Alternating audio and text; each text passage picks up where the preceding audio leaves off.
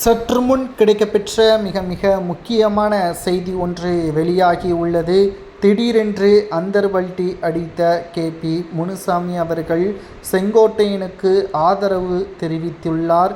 2026 சட்டசபை தேர்தலில் அனைவரும் ஒருங்கிணைந்து செயல்படுவது சரிதான், தலைமை அதை பற்றி ஆலோசனை எடுக்க வேண்டும் என்று எடப்பாடி பழனிசாமி அவர்களை எதிர்க்கக்கூடிய வகையில் தற்பொழுது பேச ஆரம்பித்துவிட்டதாகவும், அதிமுகவின் துணை பொதுச் செயலாளர் என்ற முறையில் அதை பற்றி நான் நிச்சயமாக பொதுக்குழு நடத்துவதற்கும் அதில் பேசுவதற்கும் நிச்சயம் அதை பற்றி ஒட்டுமொத்த கருத்துக்களை பதிவு செய்வதற்கு ஏற்பாடுகளை செய்வேன் என்று KP முனுசாமி அவர்கள் திடீரென்று அந்தர்வல்டி அடித்துள்ளார். செங்கோட்டையன் அவர்கள் டெல்லி பயணத்தை முடித்துவிட்ட நிலையில் தற்பொழுது அதிமுகவில் பல்வேறு மாற்றங்களும் நடக்கப்போவது உறுதிதான் என்பது இதன் மூலம் தெரிய வருகிறது. சரி, எடப்பாடி பழனிசாமி அவர்கள் கூறுவது போல் கட்சியிலிருந்து நீக்கப்பட்டவர்கள் நீக்கப்பட்டதுதான், அதில் எந்த ஒரு மாற்று கருத்தும் கிடையாது என்றால் எதற்காக இத்தனை தேர்தலில் அதிமுக தோல்வி அடைந்தது?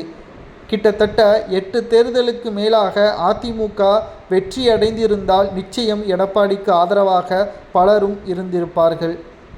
உங்களால் அதிமுகவை வெற்றியடைய வைக்க முடியவில்லை என்ற காரணத்தினால்தான் தற்பொழுது அதிமுகவை ஒருங்கிணைக்க நாங்கள் முயற்சி பண்ணுகிறோம் என்பதற்கேற்ப KP முனுசாமி உள்ளிட்ட பலரும் எடப்பாடிக்கு எதிராகவே திரும்பிவிட்டது.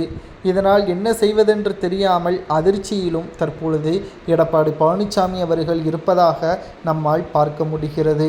2026 சட்டசபை தேர்தல் நடைபெறுவதற்கு இன்னும் 7 மாதங்கள் மட்டும்தான் இருக்கக்கூடிய நிலையில் அனைத்திந்திய அண்ணா திராவிட முன்னேற்ற கழகம் அதிமுக ஒருங்கிணைக்க வேண்டும் என்று அதிமுகவின் தொண்டர்கள் விரும்புகிறார்களா என்பதை நீங்களே கமெண்ட் வாயிலாக கூறுங்கள். ஒவ்வொரு அதிமுகவின் தொண்டர்களும் நிச்சயம் கமெண்ட் வாயிலாக எடப்பாடி பழனிசாமி கூறுவது சரியா அல்லது KP முனுசாமி செங்கோட்டையனுக்கு ஆதரவாகவும் அதிமுக ஒருங்கிணைக்க வேண்டும் என்று கூறுவது சரியா என்பதை அதிமுகவின் தொண்டர்களாகிய நீங்களே கமெண்ட் வாயிலாக தெரிவியுங்கள். நன்றி, வணக்கம்.